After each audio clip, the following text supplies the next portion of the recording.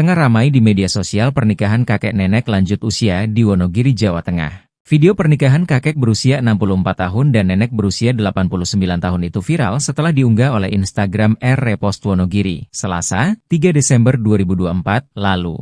Pernikahan itu berlangsung di Dusun Sawit Lor, Desa Pucanganom, Kecamatan Giritontro, Kabupaten Wonogiri. Ketua RW setempat, Sito, menjelaskan pernikahan itu dilakukan oleh salah satu warganya bernama Satinem 89 tahun dengan pengantin laki-laki bernama Ngatimin 64 tahun warga Desa Jatirejo, Kecamatan Eromoko. Pernikahan itu berlangsung pada Selasa, 3 Desember 2024, lalu. Acara ijab kabul ternyata dilakukan di kantor urusan agama Kecamatan Giritonto. Mbah Satinem asli sini, kalau Mbah Ngatimin dari Kecamatan Eromoko, kemarin ijab kabul di KUA, jelasnya, Sito menyebut jika Satinem si pengantin perempuan telah menjanda sekitar 45 tahun. Selama ini, Satinem hanya tinggal sebatang kara,